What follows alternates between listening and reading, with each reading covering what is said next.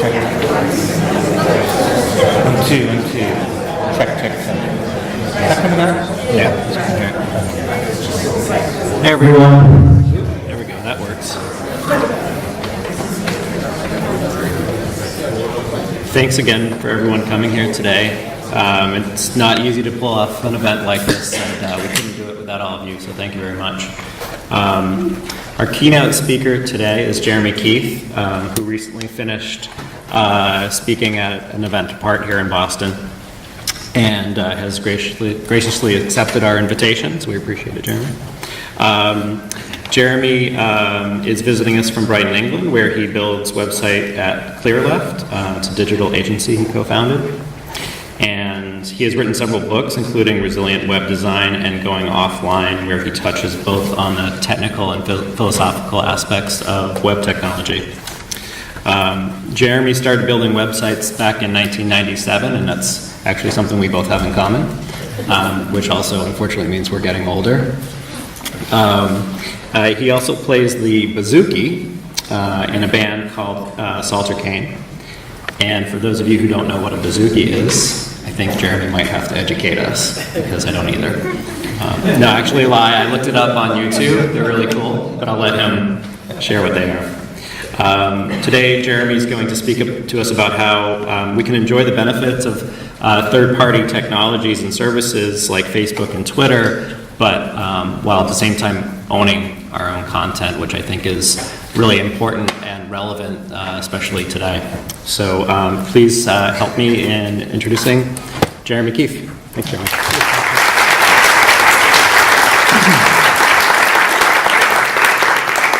Thank you very much, Patrick, for those kind words of introduction. Yeah, it's really nice to be here. Yeah, technically, I am now lecturing at MIT. That feels pretty cool. So I'm aware you've just had lunch, and this is the after lunch slot. I'm not going to speak for an hour. I'll talk for maybe like 30 minutes or so, and then take questions, have a discussion. Does that sound good? Okay, good. This is not going to be about Drupal, though. Just for telling you that in advance. Now, this is about a very exciting topic: economics. We need to talk about capitalism. There are competing theories of economics, capitalism being one. And I quite like the theory of capitalism, which is the idea that the market regulates. You have a level playing field and healthy competition, and that's really good for consumers. And an invisible hand guides the forces. That's the theory. And in this theory, this healthy competition would lead to a bell curve distribution of wealth. Of capital, right? Some people are richer than others, but the disparity isn't too high. You tend to see bell curve distributions in things like height or weight, IQ, grades in classrooms. That's probably the classic bell curve distribution, right? And in theory, an economy could follow a bell curve distribution, given a level playing field. The problem is that things tend to turn into a positive feedback loop. And in an unregulated capitalist economy, what you get is a power law distribution, where the rich get richer, the poor get poorer, right? This is the 1%, right? Wealth is unevenly distributed. Very, very few rich companies or people, and then there's a long tail of poverty. So that's the thing about capitalism. It sounds great in theory, but in practice, it doesn't really work. Now, personally, I think that competition is a good thing. I think competition is healthy. And in the ideal capitalistic scenario, it would work great. It would serve as a kind of a self-regulating thing. The problem is when it goes out of control like this. Now, we on the web have experienced the pain of what happens when there's a monopoly, and that monopoly then can exercise power. Those of you who are old enough to remember the browser wars and the outcome of the browser wars. And one time Netscape was kind of the big power, and then Internet Explorer really came to dominate the browser market, not necessarily just because of healthy competition on a level playing field, but because the company, Microsoft, dominated the desktop computing market. They used their monopoly in desktop computing to bundle Internet Explorer onto every Windows PC, and so thanks to that advantage, they completely dominated the browser market, right? It was like 90-something% browser share at one time for Internet Explorer. That could have turned out really, really bad for the web, losing that level playing field.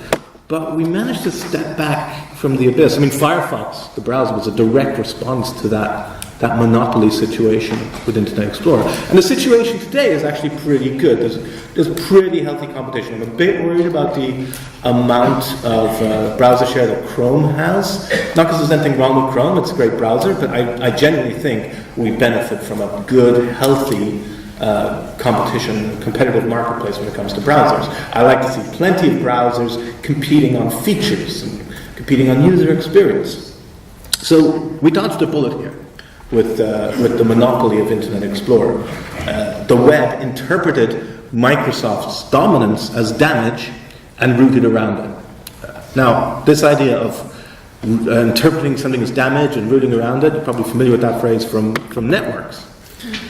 Rooting around damage is kind of a term from network architecture. And, like economies, there are competing theories on how to structure networks. So one possible way of structuring a network is the hub and spoke model, where you have a centralized hub and lots of smaller nodes connected to that centralized hub. So this is the way that telegraph stations used to work. Telephones, switchboards, airports still work like this, right? You've got the big sort of city airports, and then you've got the smaller regional airports that connect into the cities, right? And that all works great until you take out a hub, at which point you leave those regional nodes completely disconnected, right? They aren't connected to one another, and the network suffers from having a single point of failure. Now this vulnerability, particularly in a communications network, that was the impetus for the work at ARPA and later DARPA that resulted in the ARPANET, which was right here in Cambridge and Boston. Both Beranek Newman got the contract to work with DARPA. We got the ARPANET and later the Internet. And that was using a completely different model. It wasn't a hub and spoke. That was using a distributed network architecture. This is more like the bell curve distribution for connections. You can see that, sure, some nodes do have more connections than others, but the difference between a well-connected node and not so well-connected node isn't that great. It's pretty much a bell curve distribution. So this is a distributed network. And in a distributed network, if you take out a node, even a fairly well-connected node, it's still possible for the network to remain stable. So the network at this point is maybe a bit less efficient, but it still works, right? Because it doesn't have that single point of failure. Now the idea here was to give an advantage in terms of military communications in the case of a nuclear strike. Sometimes when we talk about the origins of the internet and the fact that it came from a military background with DARPA and the fact that it was motivated by withstanding a nuclear attack. We've all heard the myth that the internet was designed to withstand a nuclear attack. It's not quite true. But it often feels like there's blood on the hands of the internet because it came from this military background. But actually, the people working on the ARPANET, they were coming at it from a different direction. They were pointing out that, look, with nuclear weapons, the first strike it's kind of game over. And if you have a hub and spoke model for your communications network, and the enemy takes out the hub, you're screwed. You can't even launch a retaliatory strike. So they point out that this distributed communications network would probably reduce the chance of nuclear war, because in the case of the possibility of the enemy sending a first strike, if you've got a hub and spoke model, you don't want to take the chance, so you launch first, right? So the idea here was to reduce the possibility of nuclear war. And they pointed out, for this to work, it only really works if both sides have a distributed network. And they were in favor of sharing this technology with the Russians to reduce the possibility of war. So this model of distributed network, it's completely unplanned. There's no top-down structure. There's no design to the network, because you can just keep adding nodes, and you can add nodes to those nodes.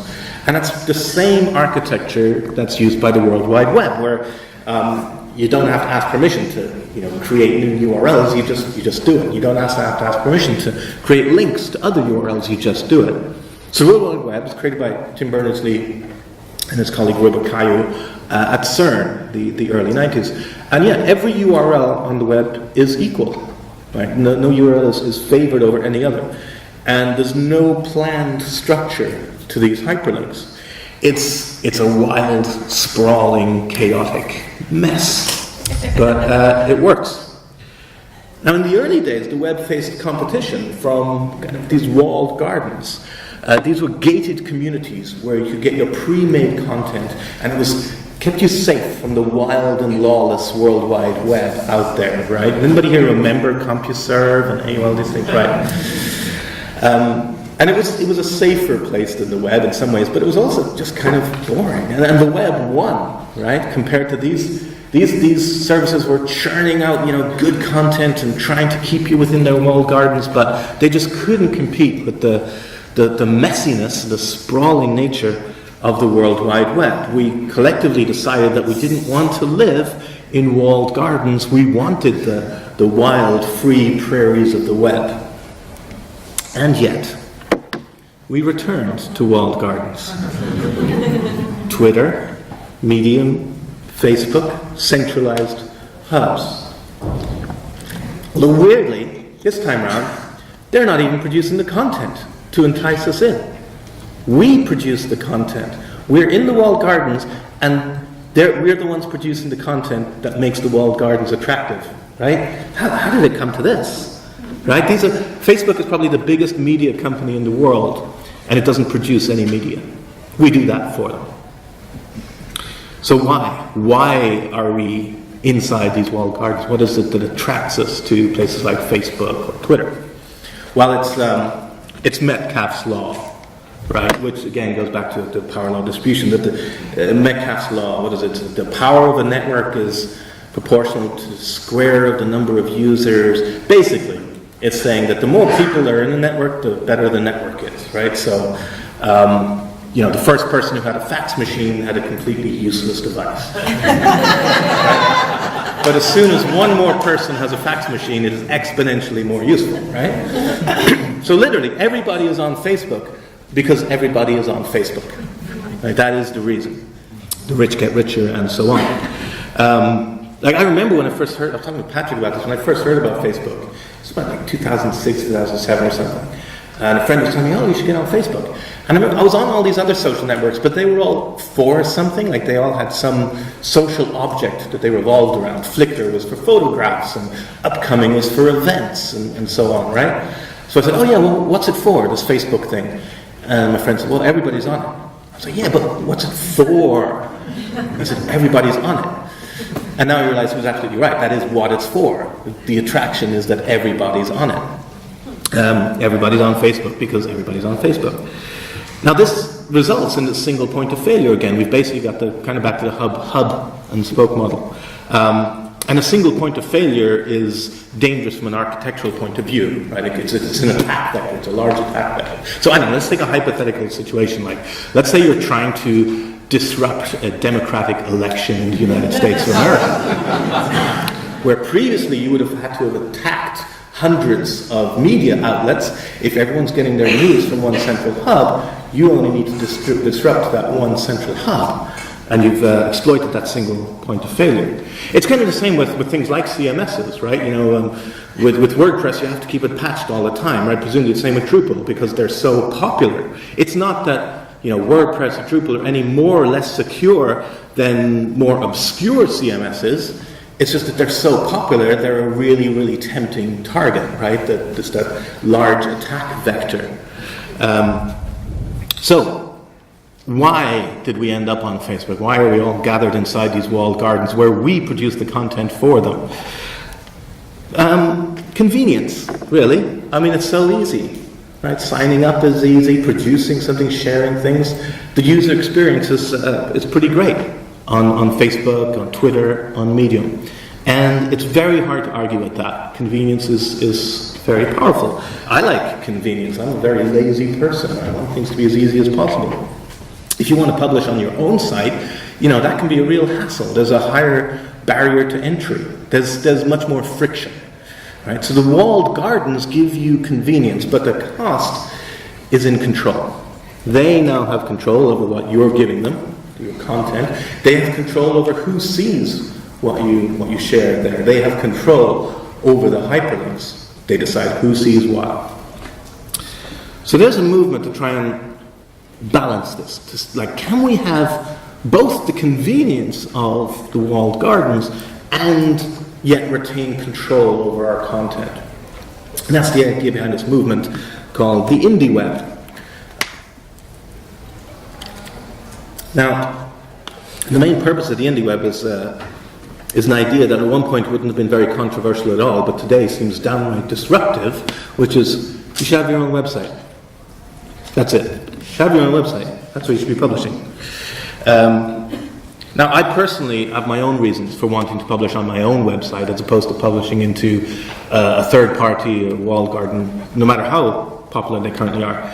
That's because I think a lot about digital preservation. I want things that I publish to last. I think about longevity. And it might seem unimaginable that, Facebook could possibly ever disappear, or Twitter could ever disappear, but if you ever published blog posts on MySpace, sorry, they're gone. MySpace was once a rival to Facebook. It looked like it was going to beat Facebook. Anything you publish there, it's gone. GeoCities, Delicious, Pounce, Doppler. The list goes on and on. And don't get me wrong, I'm not saying that everything that goes online should be online forever. What I'm saying is that the person who puts something online should be the one who decides how long it stays online. If you want to take something offline, that should be your decision, and not just because, some social network got bought up by a bigger social network and published a blog post saying, we're really excited to announce we're deleting all your data tomorrow, right? It should be your decision. Like I say, I care a lot about longevity on the web. I try to preserve things on the web. I've been publishing for a long time now on my own site. But I do admit that on the web, link rot does seem to be a fact of life. URLs disappear. You kind of have to really work to maintain URLs. And partly that does come down to the architecture of the web itself. So when Tim Berners-Lee and Robert Cailloux first created the web, they're trying to get people to use it, right? They submitted a proposal to a hypertext conference. This was in 1991, I think it was. Because the idea of hypertext predates the web by quite a while. And this was an academic conference about hypertext, and they submitted a proposal about this new World Wide Web project they were working on. And the proposal was rejected. It was rejected with extreme prejudice. They said, this idea is done. It will never work. It was too simple. For one thing, the World Wide Web just had one-directional hyperlinks. You link to something, and that's it. Well, that's not going to work. Every other hypertext system had this idea of bidirectional links, where the thing being linked to has knowledge of the link. There's an awareness of both ends of the link. So if that resource moves, the link itself can change to accommodate that, right? It's a great system in theory, but it's also very complex to implement something like that. And that's not the way the web works. The web works like this. I just link to something. I don't ask for permission. I just do it. But if that resource moves, I have no knowledge of that. And so now I've got a broken link, and I've got link rot. Tough luck. That's the way the web works. One-directional links. The advantage being that it makes it really, really simple, and in my opinion, that's the reason why the web took off, because of its simplicity. It was just good enough, right? But there's kind of, sort of, a way to get bidirectional links on the web, if you squint at it just right. And it's possible using a very humble bit of HTML. The rel attribute. Rel is short for relationship. And you've probably seen it, right, on the link element. Right? Link, then an href, and then rel. So what you're saying is the relationship of the linked document, whatever's in the href, is whatever the value of that rel attribute is. So when you write link rel equals style sheet from an HTML page, what you're saying is the relationship of the linked document, whatever's in the href there, is that it is a style sheet for the current document, right? Describing the relationship. And it doesn't just work on the link element, it also works on the A element. So there are a couple of rel values baked into HTML, like pre for previous, where you say the linked resource is the previous document to this one. It has the relationship of being the previous document. Very handy for search results, right? For pagination. There's a corresponding next. You can link to something and say, the relationship of the linked document is that it's the next one from this. And here's a rel value that seems pretty silly on the face of it. Rel equals me. The relationship of the linked document to the current document is that it's me. Okay? Seems kind of weird. But here's how I use it on my own website. So from my website, I link out to, let's say, my Twitter profile. And I say, rel equals me. That resource, twitter.com/Adaptio, has the relationship of being me. I'm saying that's me on Twitter. And that's me on Flickr. And that's me on GitHub. Little small bit of hypertext, right? Now, so what? These are all still one-directional links. I'm linking to something. Yes, I got rel equals me, but what does that do? Well, if you're to go to any of those social networks, Flickr, GitHub, Twitter, on each one you can enter your own URL to have in your profile. And that profile links to your URL also using rel equals me, right? Inspect element on those profiles sometime. So that means now you've got, not only am I linking out to my Twitter profile saying that's me, my Twitter profile is linking to my website saying that's me. So I've got a kind of two-directional link now. Right? There's a kind of a shared link. I claim from my website to have ownership over that Twitter profile, and that profile claims to have ownership over my website. So what? Well, those sites, Twitter, Flickr, GitHub, and many more, they have something else in common. They all provide authentication via OAuth. Fairly complex thing that I don't really want to get into. But I don't have to. I don't have to go through the hassle of becoming an OAuth provider because Twitter is already an OAuth provider, and Flickr is already an OAuth provider, and GitHub is already an OAuth provider. And I can piggyback on that simply because of that two-way rel equals me link. I've shown that I have control over both URLs. So I kind of verify my identity there. So there's this piece of technology called rel me auth. And really to make it work, all you have to do is add those rel equals me links on your website and on those profiles. And it works like this. It means you can sign in to something just using your own website. Instead of a username and password, I type my URL, and I sign in. I get given the choice of which providers I want to use, and I pick one. Maybe I'll sign in on Twitter today. And now all the complicated stuff happens here with Twitter. And now I've logged in using my own website. So I've logged into my own website, using my own website, and all I had to do was add rel equals me to some hyperlinks. But why would I want to authenticate? What does that give me? Well, on my own website, I also have another bit of technology called micropub. So having an authentication layer is a big part of building an API, probably the most complex part. And now I've taken care of that really complex part. I still have to build the other bits of my API, and to do that I'm using this standard, it's a W3C standard called micropub. And that handles incoming post requests. Like I say, all the authentication is taken care of now, just by adding rel equals me. So what I'm left to do is just handle incoming post requests, and then I can post things to my website. What that means is that once this endpoint exists to handle those post requests, I don't have to use my own interface to post to my own website. I can use other interfaces. So I can authenticate using rel me auth here, and use the interface on somebody else's admin interface to post to my own website. As long as an interface supports micropub, I can use it to create posts on my own website. So this is an example of using an interface called Quill. That was made by Aaron Parecki, who's kind of big in the indie web movement. And he's also created some other handy sort of bridging services. He's created Own Your Gram and Own Your Swarm. So Instagram and Swarm, they don't offer micropub support by default. Right? They're kind of roach motels. They want to hold on to the data. So these services translate posts to Instagram and posts to Swarm into posts to my micropub endpoint on my own website. And then all I do to authenticate with either of these is use that rel me auth. In other words, at this point all I have to do is have rel equals me in those links and have that micropub endpoint. So what that means is that whenever I post something to Swarm, it automatically gets sent to my own website.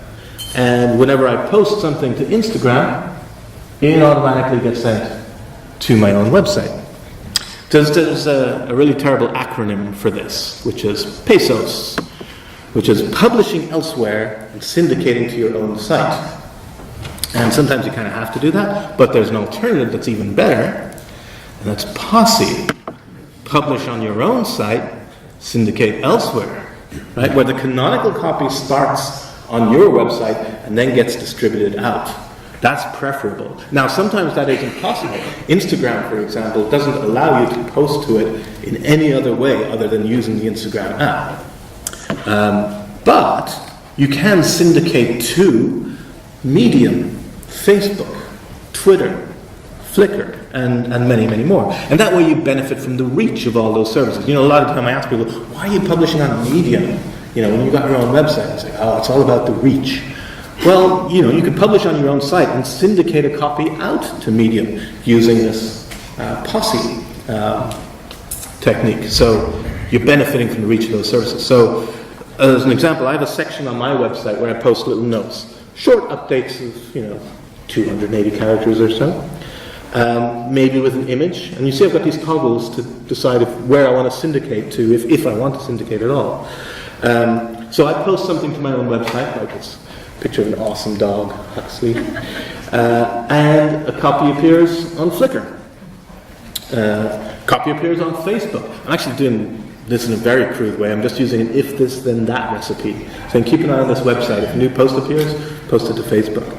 And a copy appears on Twitter. Use the Twitter API to send something out. Aha! But what if people like or retweet or comment on one of the copies? No problem. Those comments get sent to my website as well. So there I'm benefiting from the fact that everybody's out there on these social networks, but I'm getting all this on my website. And that's thanks to another piece of technology called Web Mention, another W3C standard. It's another endpoint. It can be on your own site, but you could use a third-party Web Mention service. There are a few out there. And it's basically a very simple service for accepting pings. It's going, ping, there's a response. Somebody wrote something in response to a URL on your website. Right, so you link to a URL on my site, but I don't know that. Right? I have no way of knowing that you've done that. So you send a ping to my site, to my Web Mention endpoint, and then I can go and verify, maybe scrape the page, see, is there really a link to that URL? Oh yeah, there is. Okay, and then it's up to me what I then do with that information. Okay, but at least now I know, there's a response out there somewhere. And like I said, you can do this on your own website, have your own Web Mention endpoint, but you could use a third-party service. There's one called webmention.io. Very useful for, if you've got a static site, if you're using a static site generator. It's kind of like an answering service for web mentions, for these pings. You've got to check in at the end of the day and say, any web mentions today? Also, you don't have to build all this stuff yourself. There's a really terrific service called Bridgie, and that acts as a translation services sort of between these large social networks. Because by default, Twitter doesn't send pings, it doesn't send any web mentions, right? Facebook doesn't send any of those things, Instagram doesn't. But Bridgie converts those likes and retweets and comments on those services into web mentions for you. It's basically just monitoring constantly to see if there's any responses to something you syndicated out to those services. Right? So, and again, all you have to do to use Bridgie is authenticate, and the way you authenticate is by having those rel equals me links. So again, just by adding a tiny little bit of HTML, you get to use this very powerful service. And then Bridgie just pings your web mention endpoint, which could be on your own site, or it could be that third-party service like webmention.io. But then what you do with that, that's completely up to you. I displayed them in a fairly dull fashion, just, comments, shares, likes, stuff like that. But you can do more interesting stuff. Friend Drew McClellan does this kind of like face pile of, these are all the people who've retweeted or reposted something and show the information there. Drew is, along with Rachel Andrew, one of the people behind the Perch CMS, pretty small, nice little CMS. And they've got plugins for a lot of this IndieWeb stuff. And that's true of a lot of the CMSs out there, like WordPress and Jekyll and many more. So you don't have to do anything from scratch. And yes, that includes Drupal. There's an IndieWeb project out there by Christoph de Jager. And it does a lot of this stuff. You get web mentions, you got a micropub endpoint. Basically all the stuff I've been talking about is in this project, and I'm sure that they'd appreciate any help or feedback, kick the tires on this, see if it's working well. But in terms of why you might want to do this at all, apart from maybe from a technical point of view, you might find this an interesting challenge. But from a more philosophical point of view, why own your own content? Well, there's been some great posts by your glorious leader, Dries, who'll be speaking here tomorrow.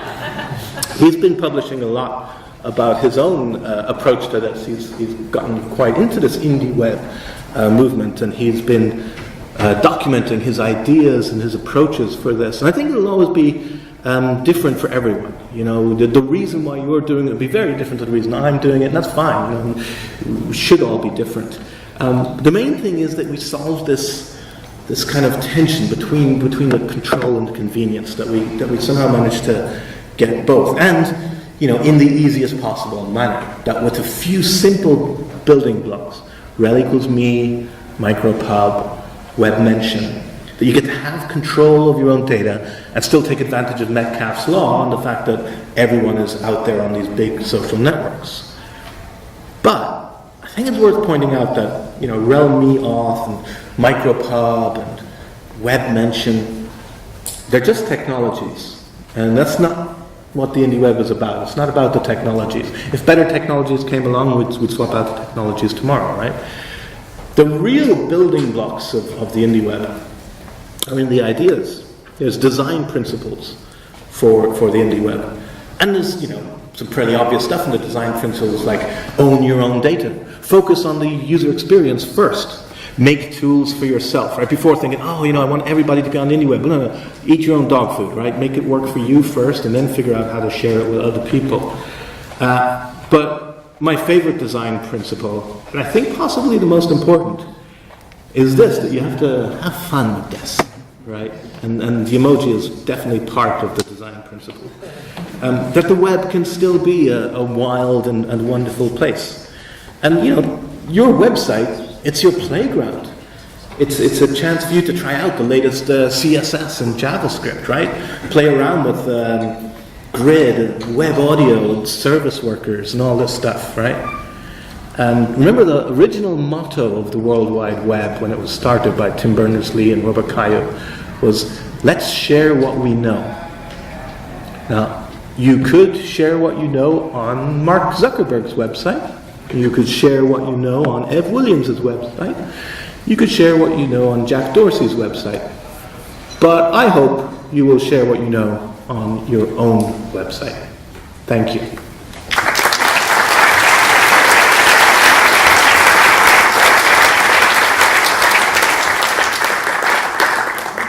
Questions? Yes, we've got some hands up already. Great. Want to just shout it out? I'll take you first, and then we'll take you.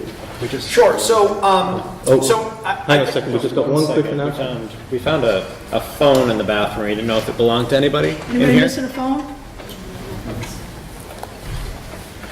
Okay. All right. You see if I have the microphone to work around the questions? We'll shout it in the meantime. Okay, great. So I've got a question. Bringing all of the disparate conversations back to your website is great if people are going to your website to see the discussion that follows. But how do you resolve engagement and discussions where they actually happen? So if I go to the article on your website and I see a bunch of people commenting on it, there isn't a common thread, and it's a little bit confusing to engage in the conversation. Whereas if I engage on Facebook or on Twitter, I'm part of that particular thread of conversation. Can you talk about how this can resolve that? Yeah, that's an interesting point.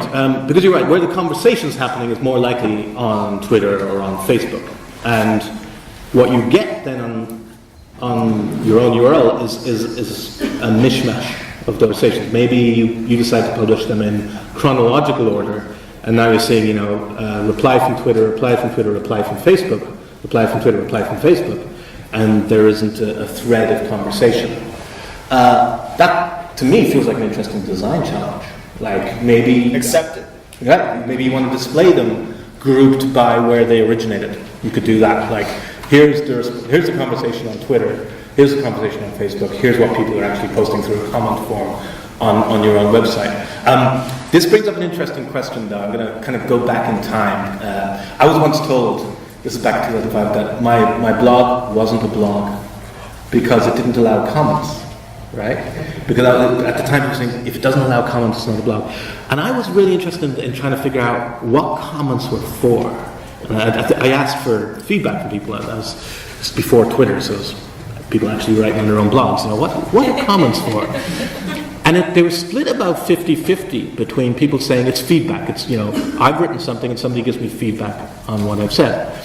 And for feedback, it's like, yeah, but that's a one-to-one communication, and we've already got good ways of doing that. Someone can email you, right? Why public comment? And then the other 50% was like, conversation. It's about discussion, it's about having a thread. I was like, interesting. Because again, we've already got technologies that are specifically for that, forums, right? And that they're explicitly for discussion. So comments kind of seem to be this weird mishmash of, it's kind of feedback, it's kind of discussion, it's not great at either, but it's pretty good at both.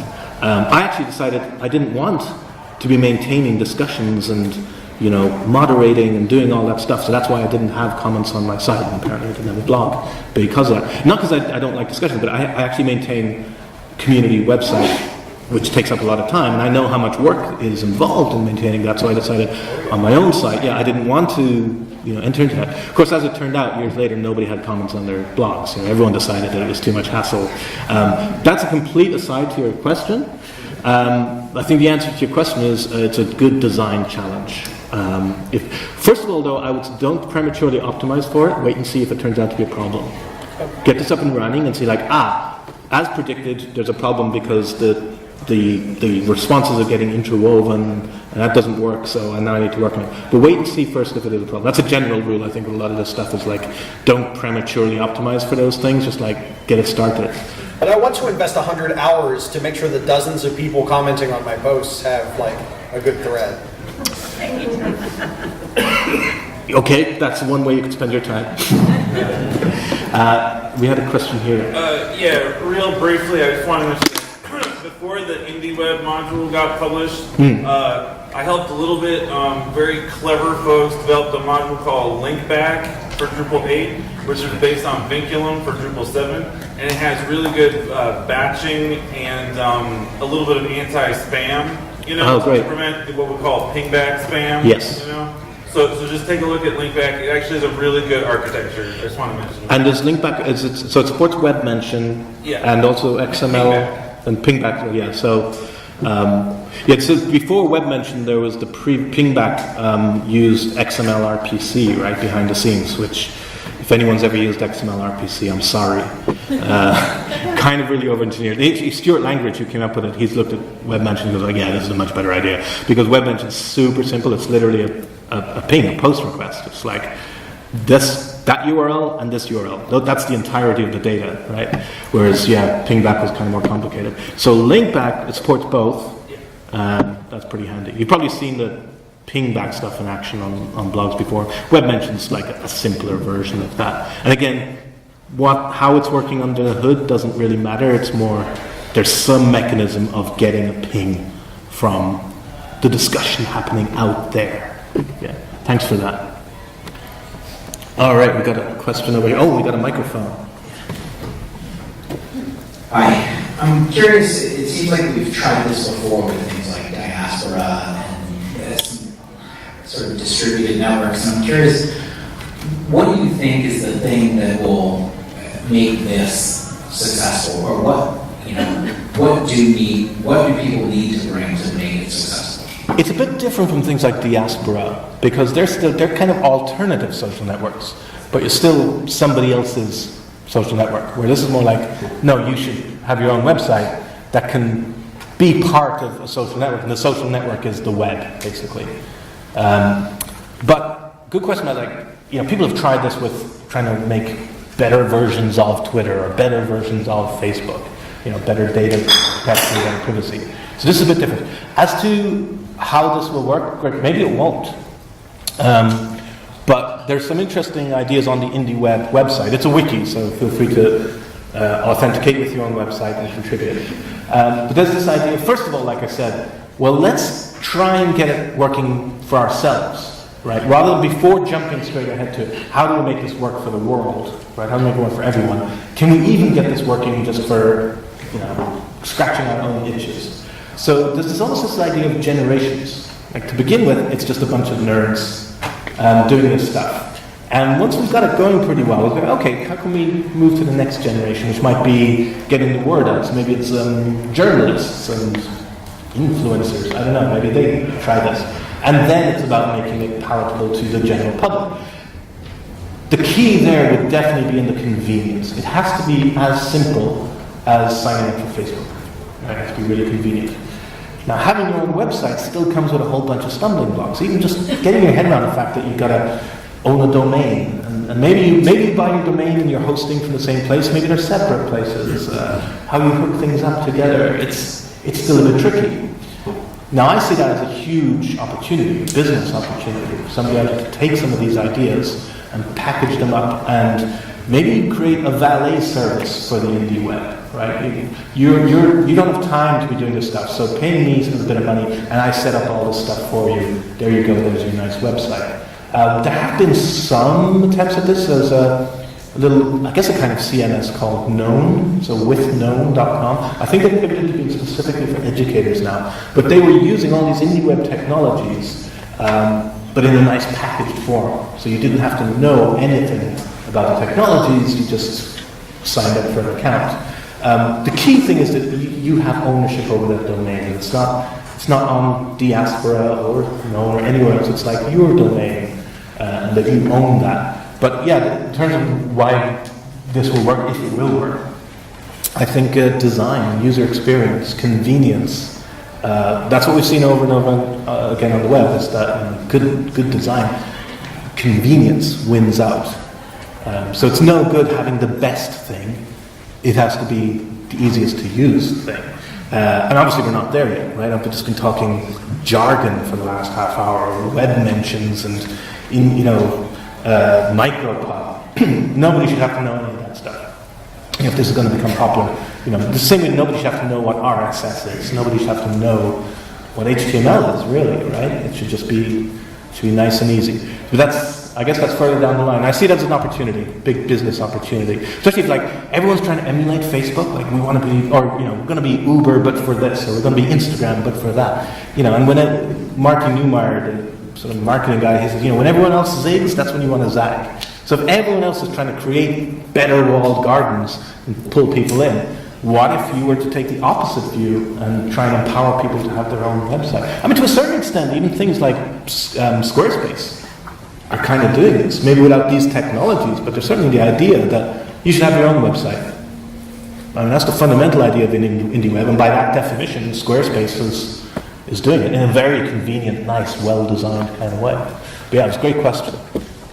We had some more. Okay, we got one here. We're going to have to get the microphone over there. If you could keep your hand up, Leslie's going to come around. Come on down. I think that universities have really struggled to provide websites to their communities. They have a very unique kind of model of what they need. They have thousands of sites within a university that have pretty similar content. So the challenge is very different than the normal developmental challenge, which which has a client and a developer and a single site. This is very different. So I feel like a lot of these ideas are applicable to universities that Could be, in the sense that, universities contain humans, and if every human should have a website, then sure, totally applies. I think I'm more interested in the potential for the students at the universities. The idea that, pretty early on, the idea that it's normal to have a website and to publish on that website and share what you're doing openly and publicly. One, if it improves writing skills, which would be good, but, just that. It's kind of like, how McDonald's want to target the youngsters, so then they've got them for life. I kind of feel like if students get used to the idea that, why would I publish on Facebook or Medium when I can have my own website? That would be a powerful win. So whether it's universities or any other type of organization, at some level it doesn't matter as long as it's people. It's to do with the people. Teachers, students, people should have websites. Okay, we go down here. And there is somebody doing some interesting stuff on the indie web and education. Let me see if I can find some of the links. I can't remember her name, but she's been posting really interesting ideas about that, about empowering students to have their own domains. I'm just curious about the origins of that realm. To me, it's something that cropped up with social media, but is abbreviated and has a different intended usage. Yeah, so brilliant question. You may regret asking because I'm going to go down rabbit holes. Rel equals me started in one of the first micro formats ever. If anyone remembers micro formats. Anybody? Micro formats?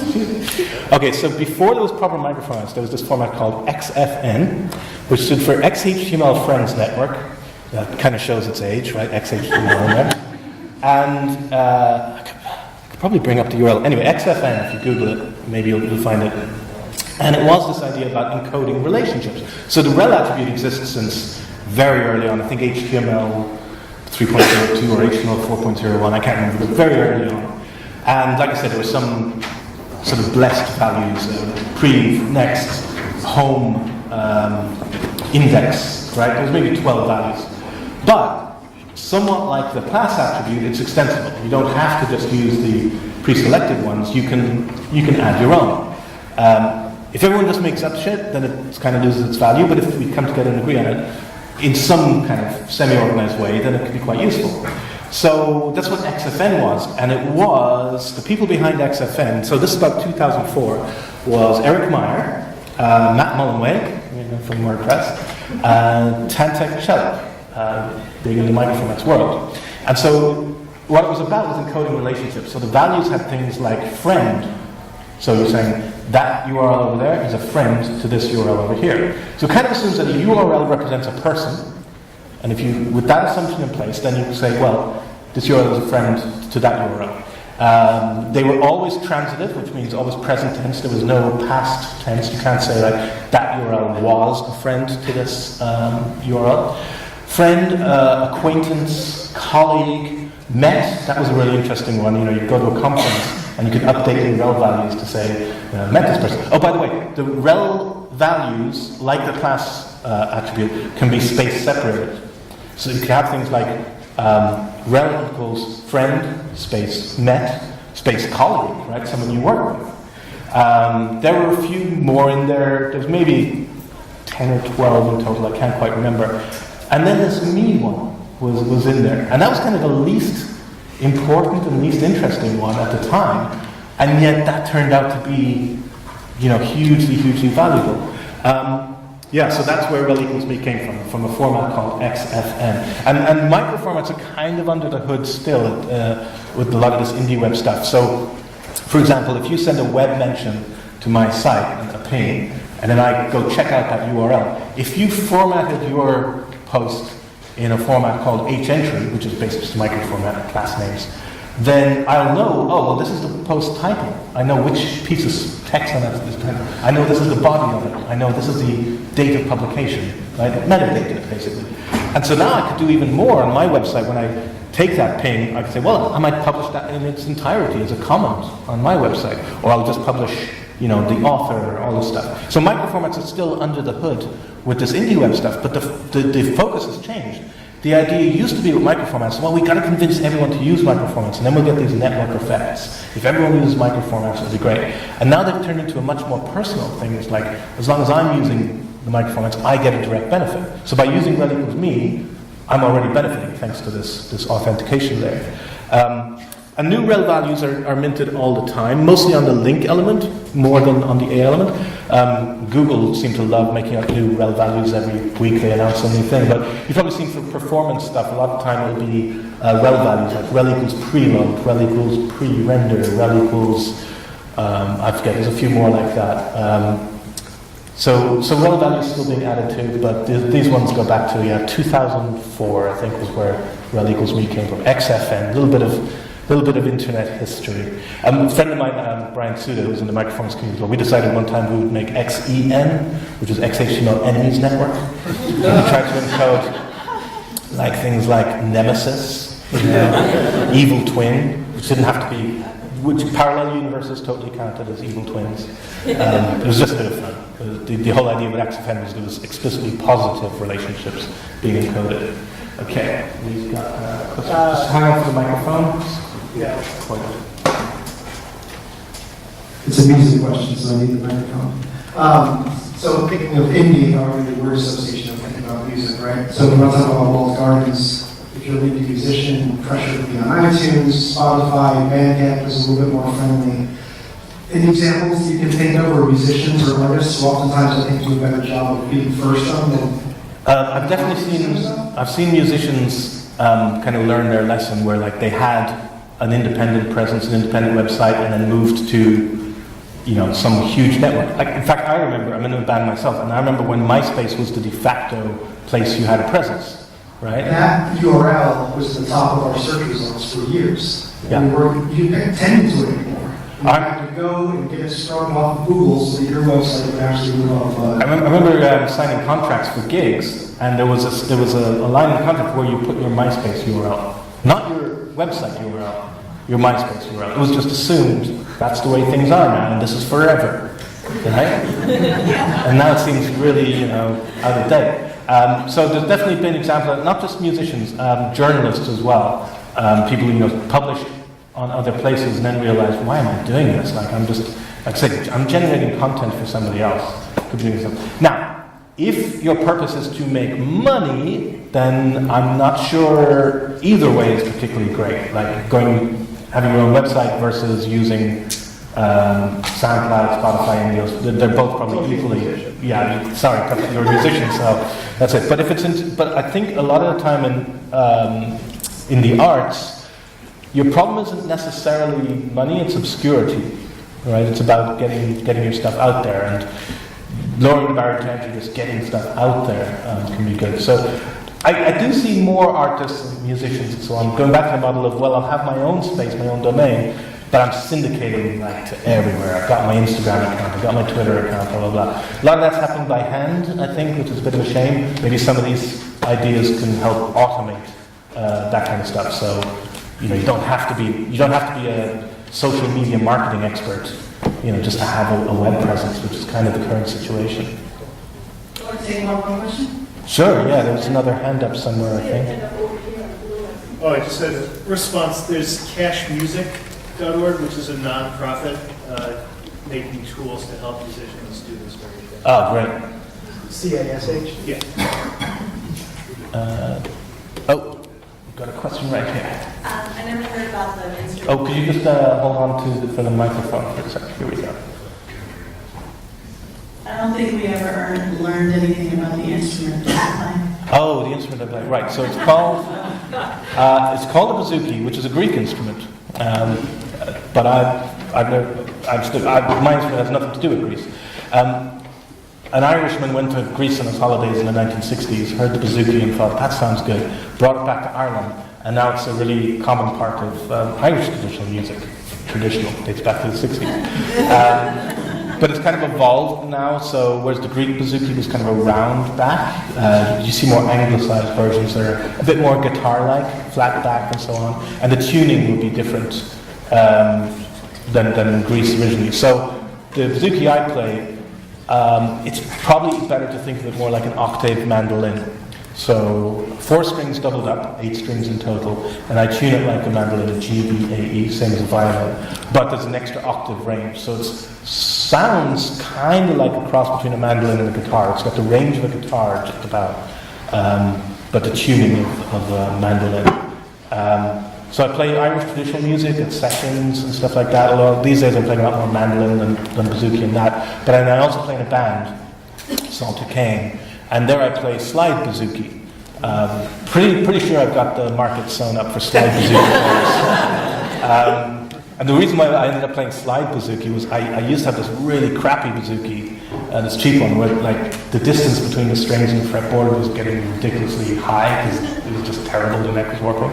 And so I could barely press down the strings. So I picked up a slide, and of course it was great for slide because there's like so much space there. And then when I got a decent bouzouki, I just carried on playing the slide. So yeah, I play slide bouzouki with Salter Cane. And we are on Spotify and iTunes, but we have our own website, saltercane.com. And you can download pretty much an entire album, Creative Commons licensed. So yeah, have a listen. Oh, we've got one more question. Do we have time for one more? How are we doing? It should be a quick question. Okay. You don't want just a second. You're not saying that we should abandon the walled gardens. You're saying that we should have a home. Yeah, exactly. And also expand. You continue to use the walled gardens. Yeah, I'm not saying like, you gotta, have your own website and hold on to everything there, like, hoard what you've got. I'm saying you want to get the advantage. Effectively, you want to make use of all that hard work that's gone into those user interfaces on Facebook and Medium and Twitter, thousands of hours of design and development. You want to be able to still benefit from all of that while still owning stuff on your own website. So like when I use Instagram or Swarm, like those apps, in a way, those are just interfaces onto my own website. That's how I think of it. Like, but like I'm using all the beautiful design work that those designers at Instagram and Swarm have done, and I'm piggybacking them. So no, I don't want to abandon those. I think that's kind of the exciting thing of what you're saying. Right. I mean, maybe sometime in the future we'll all abandon the walled gardens, but like not anytime soon. So we can't be Luddites and just say everyone should abandon these places because everyone is there. I would probably delete my Facebook account, but my mother's on there and friends from school and stuff. That's the only way I can communicate with them. So, I think it's maybe unrealistic to say we've got to turn our back and create a whole new way of doing things. This is a bit more of a small steps we can do to get the best of both worlds. Okay, I think that's probably it, yeah? Okay, thank you very much.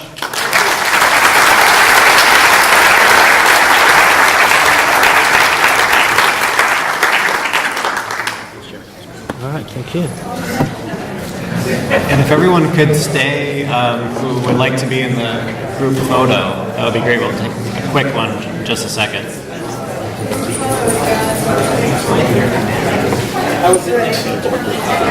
Kevin, you want anybody to move to the middle? No, I can actually. Jeremy, Patrick,